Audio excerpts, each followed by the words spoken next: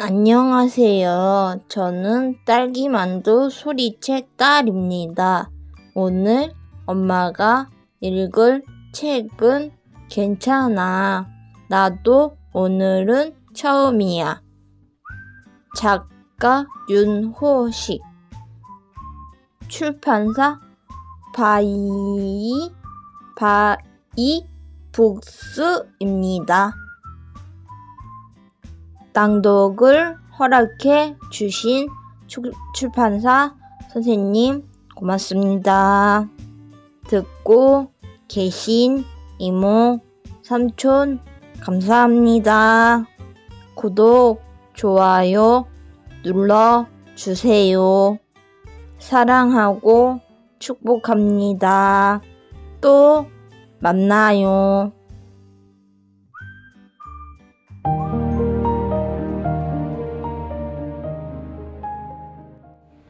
안녕하세요. 저는 딸과 함께 책 읽는 엄마 소리책입니다. 오늘 제가 읽을 책은 바이북 출판사의 괜찮아. 나도 오늘은 처음이야. 작가 윤효식. 오늘은 저의 얘기를 해드릴까 합니다. 저녁 TV 프로에 귀촌한 어느 노부부가 나왔어요. 아내분이 본인들의 얘기를 하는 거예요.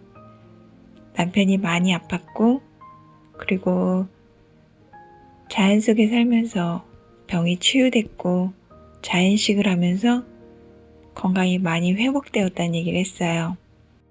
남편은 미소를 머금고 아내가 본인의 생명의 은인이라고 표현하며 행복한 미소로 아내를 쳐다봤죠.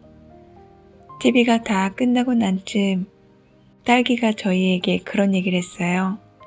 남편은 건강을 찾고 아내는 행복을 찾고 남편과 저는 그런 표현을 쓰는 딸아이의 모습에 감동을 했고 남편이 슬그머니 얘기했어요. 네 속에 있는 뭔가가 있으면 꺼내놓으라고. 가끔 불쑥불쑥 아이의 언어 표현을 들으면 참 이 아이가 천사가 맞구나. 그런 생각을 참 많이 합니다. 저와 남편이 좀 놀란 표정을 하고 서로 눈을 마주봤는데 아이가 그래요. 내가 쓰는 표현에 엄마 아빠 놀랬어? 그 모습에 남편은 또 흐뭇해서 엉덩이를 토닥여줬어요. 잠깐 저희들의 행복했던 저녁 식탁에서의 얘기를 해봤습니다. 우리는 자극적인 것들에 너무 익숙해져 있습니다. 그 익숙함에서 조금 벗어나서 작은 거에 감사하고 작은 거에 떨림을 받는 그런 시간들이 됐으면 좋겠습니다.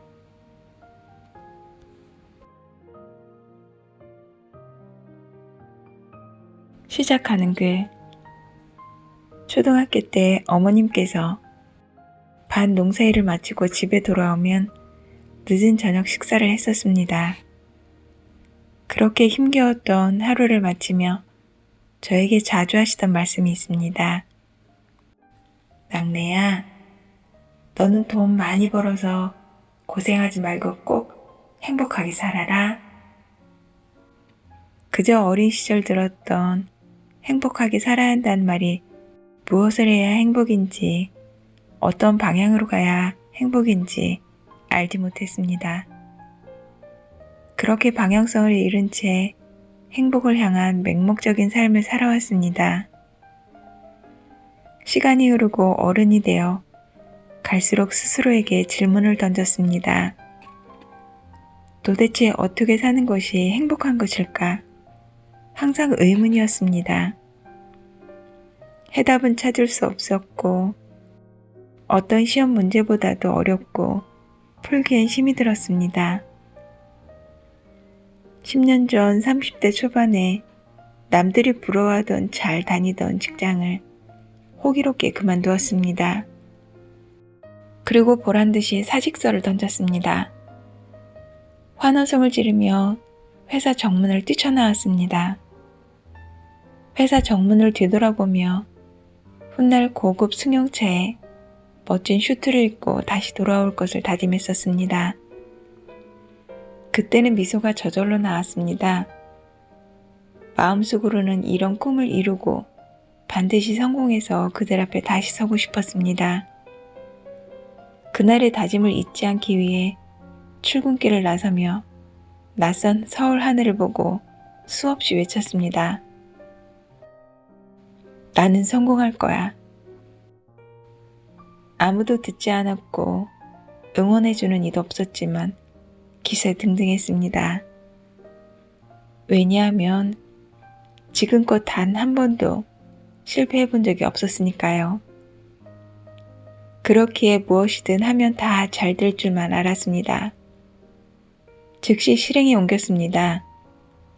늘 자신감에 가득 차 있었기에 아내와 상의 없이 전 재산을 털어 사업에 뛰어들었습니다. 이왕 하는 거 크게 해보자는 욕심에 겁없이 은행에 큰 빚도 만들었습니다. 이제 모든 준비는 끝났다. 달리기만 하면 되는 거야. 이른 아침 눈만 뜨면 기대에 가득 찼었습니다. 오늘은 대박이 날 거야. 아니야. 오늘은 부족했지만 내일은 반드시 빅뉴스가 있을 거야. 그렇게 성공이란 단어를 기다리며 스스로를 다독여 주었습니다. 그러나 처음으로 겪어본 인생의 쓴맛은 결코 만만치 않은 세상임을 제대로 배우게 했습니다.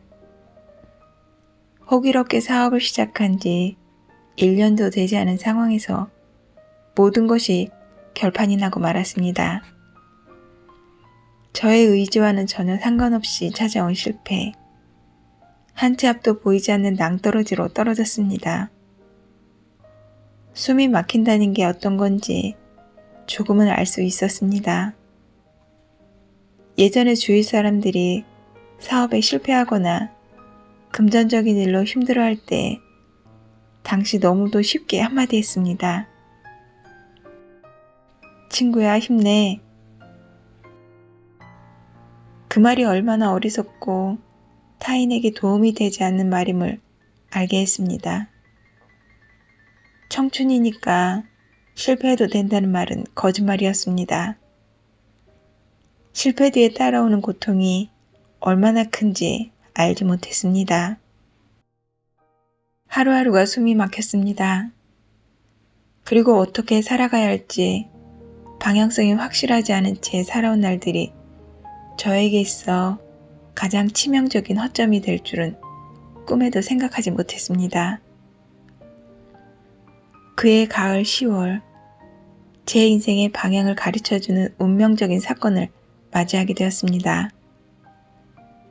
가로수길을 걸으며 바라본 은행나무 한 그루, 철진한 가지 끝에 붙어있던 마지막 남은 한 장의 은행잎이 마치 어떻게든 살아보려 발버둥치는 저를 바라보는 것 같았습니다.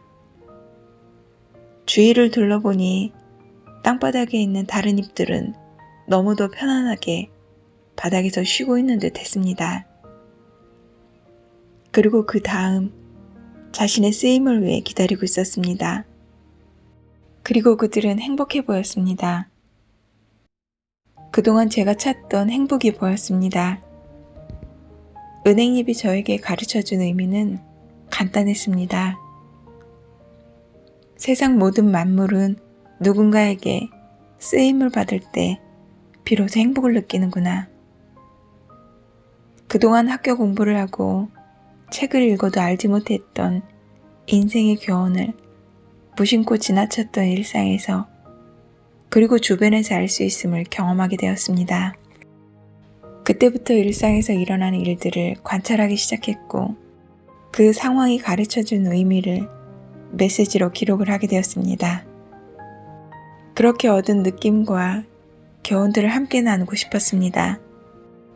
에피소드와 메시지의 결합을 통해 스토리텔링을 하는 매력에 빠지게 되었고 이번 책을 통해 누구나 일상에서 의미를 담고 자신만의 통찰로 세상을 해석할 수 있음을 이야기하고 싶었습니다.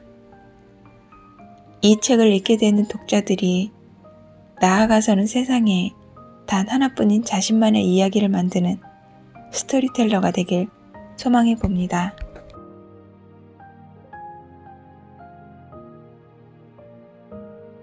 총 6장으로 목차는 이루어져 있습니다. 1장 자신의 인생에 집중하라. 2장 이제는 달라져야 하는 시간이다. 3장 당신의 삶을 사랑하라. 4장 꽃처럼 향기로운 사람이 되자. 5장 자신의 미래를 스스로 선택하자. 6장 당신은 이미 행복한 사람이다. 인생에도 모래시계가 있다. 독서 모임에 참석했습니다.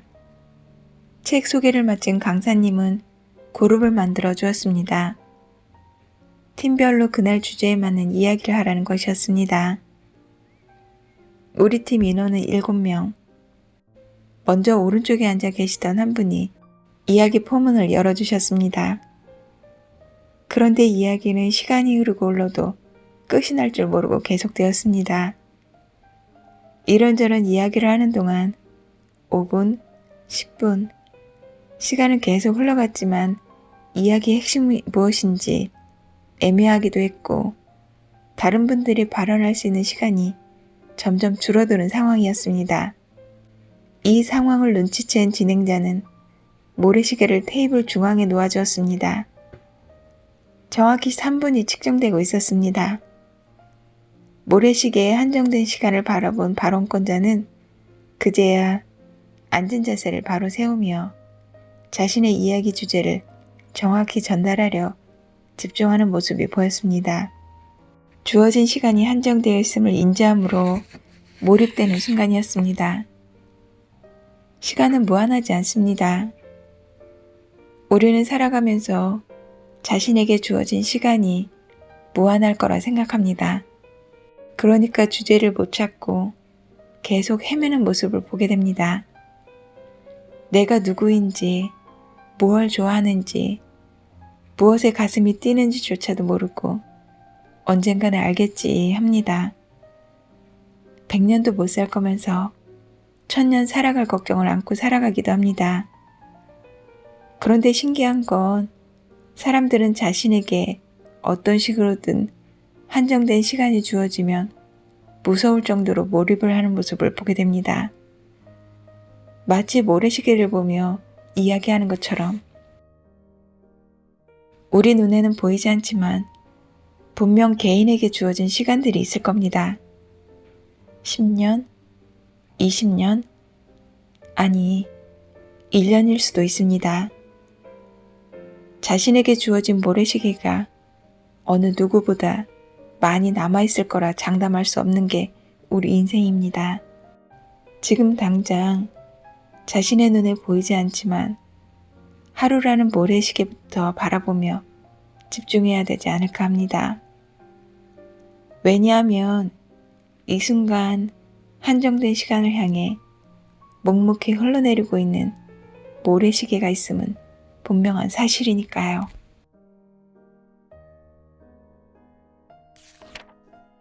자신의 인생을 빛나게 하는 법. 얼마 전 외부 일정이 있어 아침부터 고속도로를 달렸습니다. 얼마나 달렸을까요?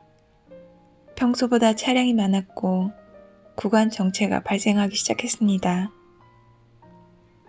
어쩌면 약속 시간보다 많이 늦어질 수 있는 상황이었습니다.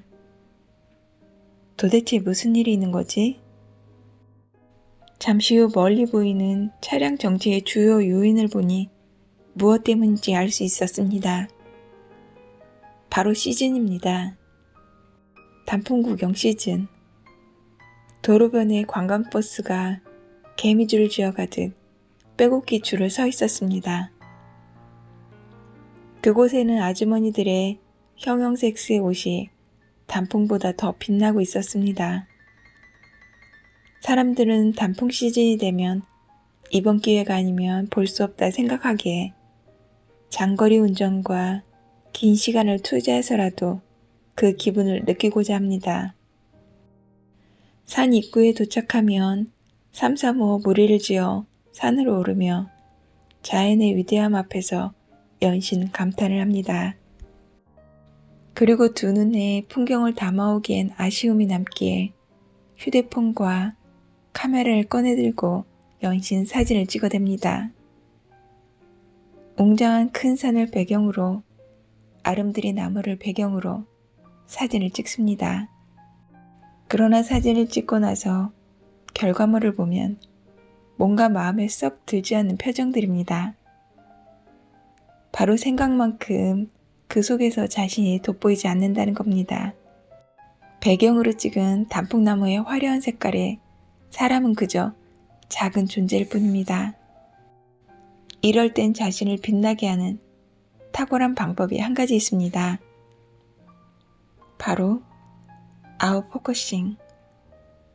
주변 배경을 흐리게 하고 모든 초점을 자신에게 맞추는 겁니다.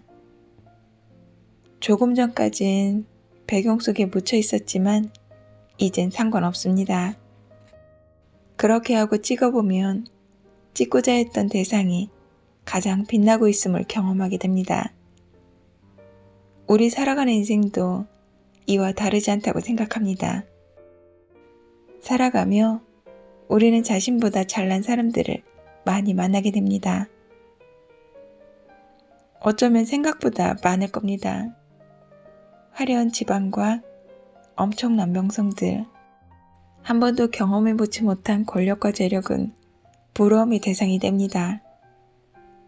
우리는 그들 앞에서 자신과 비교하는 순간 한없이 작아짐을 느끼게 됩니다. 그러나 지금부터는 그럴 필요 없습니다.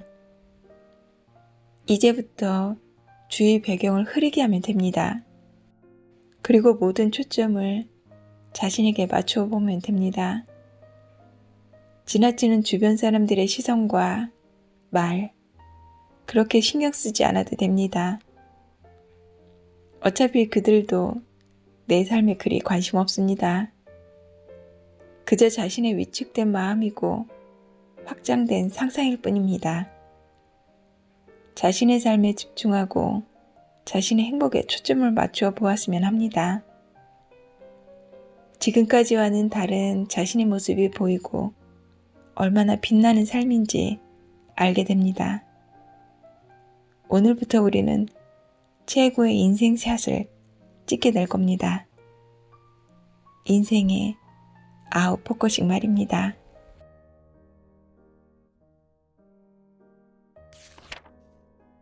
끝까지 들어라. 말도 인생도. 토요일 오전 일정이 있어서 잠시 외출을 나갔습니다. 아침 일찍 나오는 바람에 아침 식사를 못한 터라 살짝 배고픔이 찾아온 겁니다. 주변을 살펴보니 식당은 보이지 않았고 없는 것 빼고 다 있다는 편의점이 눈에 들어왔습니다. 영화에서 보는 장면처럼 출입문을 힘있게 열고 들어가 어묵탕 하나를 손에 들었습니다. 이모 계산이요. 설명서에 적혀있는 대로 어묵탕을 전자레인지에 1분간 데웠습니다.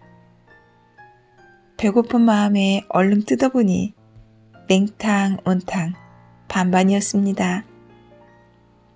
저는 긍정적인 사람이기에 반반에 실망하지 않고 어묵탕 하나를 순식간에 해치웠습니다. MSG. 국물의 만족감에 미소를 지으며 신문기사 내용을 확인하고 있는데 옆에 다가온 여성분이 저에게 말을 걸었습니다. 매장 아르바이트생이었습니다. 저기요, 여기 계속 앉아 계실 건가요? 당황스러웠습니다. 와, 어묵탕 하나 먹고 자리에 앉아 있다고 무시하는 걸까? 아니면 앉은 지 10분 지났고 주문한 거 다 먹었으면 빨리 일어나지 왜 거기 그러고 있냐는 걸까? 정말 몇 초 안 되는 시간이었지만 많은 감정과 저만의 해석이 난무했습니다. 왜 그러시죠? 순간 정적이 흘렀습니다.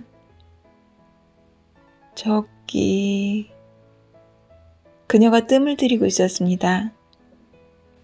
힘든 결정을 하려는구나. 그래, 나도 고객인데 그런 말 하기 쉽지 않을 거야. 솔직히 자존심 살짝 상하지만 내가 일어서 주자. 본인도 매장 방침이 있기에 그런 얘기를 하는 거겠지. 오케이, 내가 나가준다.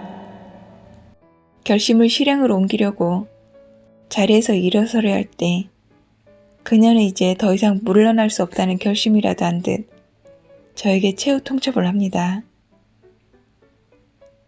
손님, 정말 죄송한데요. 아니요, 괜찮습니다. 제가 눈치 없이 오래 앉아 있었죠? 죄송합니다.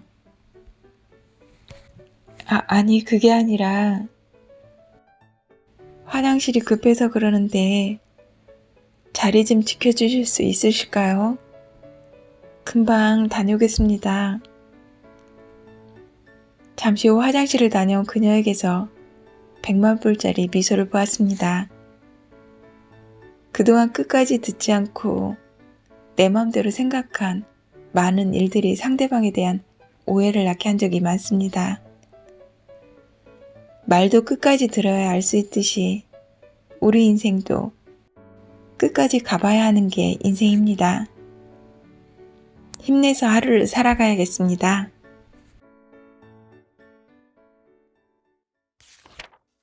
아픔, 재활용. 살아온 인생을 되돌아보면 우린 참 많은 경험을 하게 됩니다. 그 중에서도 기억에 생생하게 남는 건 기쁨보다 아픔을 경험한 순간이었습니다. 아마도 기쁨이란 감정은 환하게 웃으며 그 감정을 만끽하면 서서히 사라지는 데 반해 아픔이란 감정은 내 마음 깊은 곳에 자리 잡아 이곳저곳 상처를 내기에 빨리 없어지지 않았습니다. 마음에 큰 상처를 입은 적이 있었습니다. 너무도 엄청난 폭풍 같았기에 창밖을 바라만 봐도 눈물이 났습니다. 많은 세월이 흘렀습니다. 그 상처가 없어진 줄 알았습니다. 그런데 최근 글쓰기를 하며 소름 끼치게 놀랐습니다. 글로써 기록하면 할수록 그때로 돌아가서 눈앞에 너무도 선명하게 보는 듯한 감정이 올라왔습니다. 순간적으로 무서웠습니다. 분명 잊혀진 줄 알았는데 치유가 된 거라 생각하고 있었는데 아픔은 사라지지 않습니다. 정확하게 그 자리에 있었습니다. 다만 자신의 감정으로 누르고 있을 뿐이었습니다. 어떻게 하면 좋을까 많은 고민을 했습니다. 어느 날 지인을 만나서 커피 한 잔을 했습니다. 그는 세상살이로 많이 힘들어했고 그 사연 속에는 저와 같은 아픔도 고스란히 들어있었습니다. 조심스럽게 저의 아픔을 살짝 꺼내서 보여주었습니다. 자랑거리는 아니었지만 상대방의 눈동자를 보면 알 수 있었습니다. 나의 아픈 경험이 위로가 되고 서로 공감이 되고 있다는 걸. 아픔 재활용. 우리들의 많은 아픔 경험들을 그냥 오래도록 마음속에 남겨두었을 땐 세월이 흘러 세상을 떠나는 마지막 순간에도 유언으로 남을 겁니다. 지난번 일 때문에 아직도 마음이 많이 아프다. 미안하다.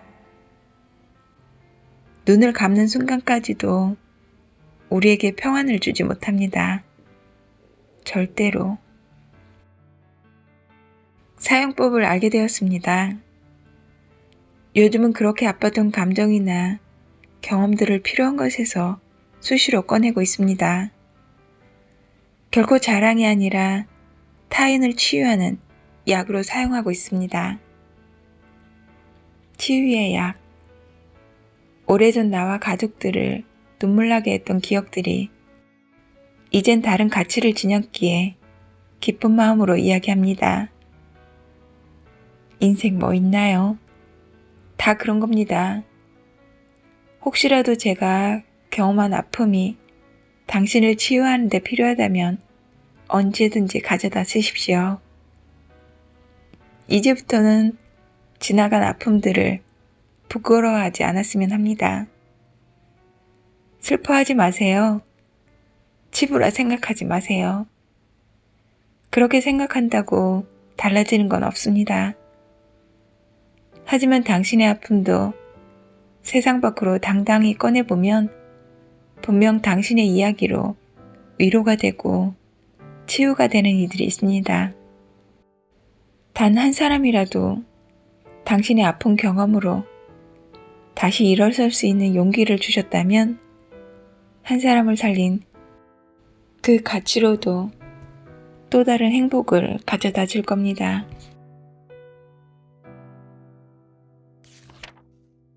또 다른 해석의 눈. 퇴근 후 거실 소파에서 한참 TV를 보고 있었습니다. 자기 방에서 놀고 있던 아들 녀석이 책 한 권을 들고 눈앞에 나타났습니다. 아빠, 책 좀 읽어주세요. 무슨 책이니? 토끼와 거북이요. 어린아이를 가슴에 품고 한 줄씩 읽어 내려봤습니다. 긴 내용이 아니었기에 금세 책장을 덮을 수 있었습니다. 그런데 신기한 것은 책을 읽는 동안 많은 생각을 하게 되었습니다. 분명 초등학교 시절부터 알고 있던 이야기인데 새롭게 느낌이 다가왔습니다. 왜 그런 거지? 잠시 생각해보니 바로 저만의 해석력이 생긴 거였습니다. 우리는 어떤 상황에 부딪히게 되면 자신만의 해석을 하게 됩니다. 그리고 그것이 정답인 것처럼 살아가게 됩니다. 그럼 이 시점에서 나에게 또 다른 해석으로 보인 이유는 뭘까요? 이유는 바로 경험이었습니다. 스스로가 토끼의 입장도 되어보고 거북이의 입장도 되어보니 다르게 보였습니다. 예전 같았으면 선생님이 가르쳐준 해석이 전부였고 그게 정답인 것처럼 받아들였습니다. 그러나 이젠 자신의 경험이 쌓이니 토끼와 거북이의 입장이 여러 가지 각도로 보여졌습니다. 살아가는 방법도 마찬가지입니다. 자신의 경험의 크기가 커질수록 목적이, 방향이 달라질 겁니다. 자신만을 위해 살겠다던 사람이 어느 날 결혼을 해서 이젠 가족만을 위해 살아가겠다 합니다. 그러던 어느 날은 힘들고 지친 사람을 구해주더니 이젠 세상을 위해 살겠다고 말할 수 있는 것처럼 말이죠. 그러나 어떻게 살아가든 자신의 행복에 집중해서 살아야 한다는 건 잊지 않았으면 합니다.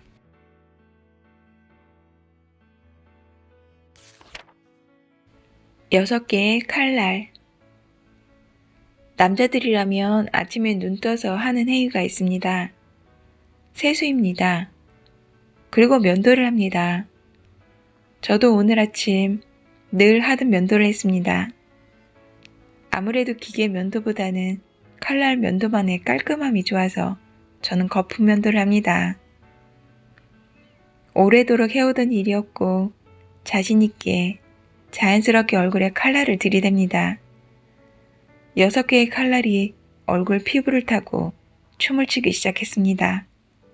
그런데 따끔 하는 통증이 느껴지는 찰나 금방 입술 옆으로 피가 흘러내리고 말았습니다. 순간 당황스럽기도 했고 어이없기도 했습니다. 평소에 잘해왔기 때문에 그런 일은 없을 거라 자신을 믿었던 생각 탓입니다. 살아감에 있어서도 마찬가지입니다. 지금까지 한 번도 넘어지지 않았다 해서 절대 그런 일은 나에게 없을 거야 라며 방심해서는 안 됩니다. 왜냐하면 우리 삶에도 6개의 칼날은 늘 움직이고 있으니까요. 열정의 정의. 얼마 전 지인의 소개로 제철소에 구경을 갔습니다. 입구부터 웅장함에 놀라지 않을 수 없었습니다. 무슨 공장 구경을 버스로 하다니 엄청난 규모였습니다. 보이는 시설 규모에도 놀랐고 연간 뽑아내는 철강 제품의 양에도 놀라고 근무 중인 직원들 숫자에도 입이 그래도 최대한 안 그런 척 했습니다.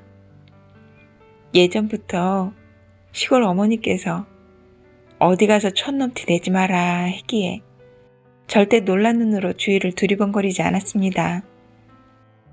지인을 따라 현장을 갔습니다. 들어가기 전 안전교육을 철저히 받았습니다. 이곳에서는 잠시만 방심해도 대형 사고가 날 수 있음에 긴장해야 한다는 주의를 주었습니다.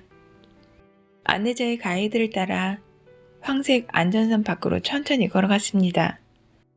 실내에 들어서자 제철소 특유의 냄새가 코를 자극하기 시작했습니다. 그리고 밖에서는 느껴보지 못한 웅장함과 여기저기 들려오는 큰 소리에 살짝 주눅이 드는 것 같았습니다. 철강 제품을 사이즈별로 찍어내는 모습은 과히 장관이었습니다. 그렇게 단단하고 무거운 강철도 온도가 오르니 저렇게 말 잘 듣는 아이처럼 변하게 되니 신기하기도 했습니다. 핵심 시설로 갔을 때 입에서 탄성이 저절로 나옵니다. 우와! 붉은 샘물이 용광로에서 흘러나오는 모습은 마치 화산이 터진 후 흘러나오는 마그마와 거의 흡사한 느낌이었습니다. 물론 제가 화산을 직접 보거나 마그마를 본 건 아니지만 TV를 통해 보았던 그 느낌이었습니다. 한동안 그 상황에 푹 빠져 있다가 다가온 현장 관리자와 인사를 하고 궁금한 걸 못 참아서 질문을 던졌습니다. 공장장님, 이곳의 용광로는 1년에 몇 번이나 불을 끄는 건가요? 돌아온 대답은 간단했습니다. 용광로는 그렇게 쉽게 끄고 켜기를 반복하지 않고 계속 유지합니다. 왜냐하면 끄고 다시 불을 붙이는데 훨씬 많은 비용이 들기 때문입니다. 우리가 말하는 열정도 이와 같은 건 아닐까 합니다. 내가 좋아하거나 하고픈 일을 만났을 때 우린 너무도 쉽게 열정을 외치게 됩니다. 그런데 결국 오래가지 못하고 이내 꺼져버립니다. 그건 열정이 아닙니다. 그냥 호기심인 겁니다. 1년을 한 번도 쉬지 않고 쇳물을 녹여내는 용광로처럼 열정은 뜨거웠다, 차가웠다 반복하는 게 아니라 핵심은 꺼지지 않는 것입니다. 식지 않는 삶의 열정을 다시 한번 시작해보지 않으시겠습니까? 인생의 핸들. 부산에서 창원을 오는 길에 후배가 같이 태워달라며 옆자리에 탔었습니다. 그리고는 한마디 합니다. 선배님, 가는 동안 대화 나누며 재미있게 해드리겠습니다. 어차피 가는 길이고 방향도 비슷하기에 흔쾌히 수락했습니다. 옆자리에 타고 나서는 그동안 어찌 지냈는지 서로의 안부를 묻고 답하기를 10분이나 흘렀을까요? 갑자기 정적이 흘렀습니다. 옆으로 고개를 돌려보니 후배는 창문에 얼굴을 기댄 채 10분 만에 코를 골며 자고 있었습니다. 심심하지 않게 옆에서 대화를 나누겠다던 후배의 모습을 바라보니 많이 지쳐 보였고 한편으론 안쓰럽기도 했습니다. 새롭게 이사해서 근무하는 곳이 힘들다 하더니 그런가 보다 했습니다. 사실 우리가 운전하면서 자주 볼 수 있는 광경인데 갑자기 이런 생각이 들었습니다. 분명 같은 차를 타고 가는데 나는 왜 졸지 않을까? 제가 찾아낸 해답은 핸들을 잡은 사람이 바로 저였습니다. 핸들을 잡은 사람과 잡지 않은 사람의 차이. 우리가 살아가며 자기 삶의 주도권을 잡고 살아가는 인생과 세월에 몸을 맡기고 끌려가는 인생은 확연한 차이를 보입니다. 끌려가는 삶은 똑같은 여정을 가도 늘 피곤하고 힘든 삶의 연속일 뿐입니다. 반대로 주도권을 가지고 살아가는 인생은 똑같은 하루 속에서도 가치를 찾고 의미를 즐길 수 있습니다.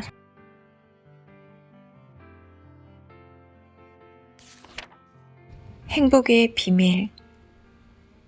얼마 전 고향 마을을 다녀왔습니다. 남들은 깡촌이라 부르는 깊은 산골 마을이지만 저에겐 잊을 수 없는 많은 추억들을 만들어준 소중한 곳입니다. 어른이 되어 찾아가도 눈에 익숙한 풍경과 산에서부터 불어오는 시원한 바람을 느껴보면 어린 시절 뛰어놀던 모습들이 선명하게 떠오르곤 합니다. 한적한 시골길을 달그락거리는 철통 도시락 가방을 메고 초등학교를 다녔습니다. 아무리 조심을 해도 점심시간 도시락을 꺼내보면 김치 국물이 새는 건 어쩔 수가 없었지요. 빨갛게 물들은 교과서를 햇볕이 드는 창문에 빨래 널듯 펼쳐놓고 말렸던 기억들이 지금 생각만 해도 김치 국물 냄새가 납니다.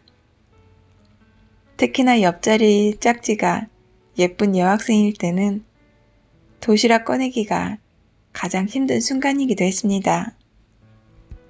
그런 순간엔 꼭 짝지 여학생이 한마디 합니다. 친구야, 도시락 같이 먹자. 하교를 할 때는 한참을 걸어야 집에 갈 수 있었습니다. 덩치가 작았기에 등에 지고 가는 가방은 제 몸뚱어리의 거의 절반을 차지했었죠. 그래서 그런지 동네 어르신들은 저를 보면 도토리라고 부르시곤 했습니다. 시골에만 오면 이런저런 생각이 떠오르고 추억 속에 잠겨보지만 이제 그런 이야기를 다시 듣고 싶어 해도 세월이 흘러 하늘나라로 다들 떠나신 지 오래되었습니다. 행복이란 저축으로 할 수 있는 게 아니라 그 순간임을 이제야 깨닫게 되었습니다. 그런 추억을 안겨준 시골 마을에 거의 도착했을 때 눈에 띄는 곳이 하나 있습니다. 제가 졸업했던 시골 초등학교였습니다. 지금은 폐교가 된 지 20년도 넘었기에 거의 쓰러져가는 건물이 되어 있었습니다. 그래도 어린 시절 추억이 남아있는 곳이기에 한 번쯤 가까이서 보고 싶었습니다. 오랜만에 학교 운동장도 걸어보았고 건물 주변도 둘러보았습니다. 그런데 자꾸만 드는 생각이 있었습니다. 학교가 줄어들었나? 분명 어린 시절 1학년 교실에서 6학년 교실 끝까지 바라보면 끝이 보이지 않을 만큼 큰 건물이었고 운동장은 한참을 뛰어야 정문에 도착할 만큼 넓었는데 지금은 이상했습니다. 왜 그런 걸까? 하고 다시 자세히 보니 학교가 줄어든 게 아니었습니다. 세상을 바라보는 저의 욕심의 크기가 커져 있었습니다. 너무도 큰 건물을 많이 봐왔고 많은 걸 누리며 살다 보니 이젠 그 정도 크기와 넓이로는 저의 욕심을 채울 수가 없었습니다. 짧은 순간이었지만 욕심으로 가득 찬 저의 마음을 되돌아보게 되었습니다. 행복은 욕심과 반비례한다고 합니다. 만약 지금 행복하지 않다고 느낀다면 자신의 욕심의 크기를 줄이고 꿈의 크기를 키워보는 건 어떨까 합니다. 나는 문제없는 사람입니다. 일요일 아침 외출 준비를 하고 있었습니다. 욕실에 들어가 평소처럼 세수를 하고 칫솔을 잡았습니다. 최근 잇몸이 좋지 않아 구운 소금으로도 한 번씩 양치질을 하는데 그날은 시린 이를 커버해주는 치약을 쓰기로 했습니다. 심한 건 아닌데 벌써 이가 시린 건 어린 시절 잘못된 칫솔질이 그렇게 원인을 제공했습니다. 어린 시절 양치질이 하기 싫어 도망 다니다가 어머니께 잡히게 되면 한 대 맞고 입이 한 다발 나온 채로 양치질을 하곤 했었습니다. 그땐 왜 그리 싫었을까요? 하루 3번, 식후 3분 이내, 3분 이상이라는 333 법칙을 학교에서 배우긴 했지만 삶이 배운 대로 되던가요? 예전 기억을 떠올려 보면 부끄럽지만 111 법칙을 했던 것 같습니다. 다들 이젠 어른이 되었으니 양치질을 잘합시다. 그렇게 칫솔을 잡고 치약을 찾았는데 희한하게 항상 제자리에 있던 게 보이질 않았습니다. 이상하다. 혼자 중얼거리며 도저히 찾을 수가 없어 아내에게 도움을 요청했습니다. 자기야, 욕실에 치약 어디 있어? 거기 있잖아. 조금 전에 내가 사용했는데 다시 찾아봐. 분명 있다. 이거 귀신이 고칼 노릇이었습니다. 한 번도 이런 적이 없다 보니 살짝 당황스럽기도 했습니다. 그런데 이것저것 찾아도 나오질 않으니 살짝 짜증이 밀려오기 시작했습니다. 그렇다고 쉽게 짜증이나 화를 내는 쫌생이는 결코 아닙니다. 자기야, 아무리 찾아봐도 없는데? 더 이상 저의 투정을 듣기 싫었는지 아내는 직접 욕실로 들어왔습니다. 이리저리 둘러보더니 저를 바라보며 어이가 없다는 표정을 지어 보였습니다. 자기 손에 든 건 뭔데? 내 손에 뭐? 그렇게 10분 이상을 찾아 헤매던 치약은 제 손에 정확히 자리 잡고 있었습니다. 제 손을 절대 의심한 적이 없었기에 보이지 않았던 겁니다. 저라고 늘 완벽할 순 없지 않을까요? 혼자 욕실 거울을 보며 위로를 했습니다. 우리는 항상 자신의 결정이나 생각은 세상이 진리인 것처럼 옳다고 믿는 습관이 있습니다. 그런 이유로 보지 못하고 넘겨버리는 경우가 많이 생기곤 합니다. 실제 바둑이나 장기도 본인이 직접 둘 때는 보이지 않는 길이 희한하게도 다른 사람 훈수 둘 때는 수십 개의 묘수가 보이기 시작합니다. 내가 쓴 글에는 전혀 문제가 없어 보이는데 이상하게도 팀장님께 결제를 올리면 오타를 다 잡아냅니다. 치약은 절대 내 손에는 없을 거라는 믿음이 저의 시선을 어둡게 했던 일을 보며 일상 속에서 사람들과의 관계에서도 나는 문제없고 잘못하는 것도 없는 사람이라고 생각하는 모순에 빠져 누군가를 아프게 하거나 힘들게 하지는 않았는지 생각해 봐야겠습니다.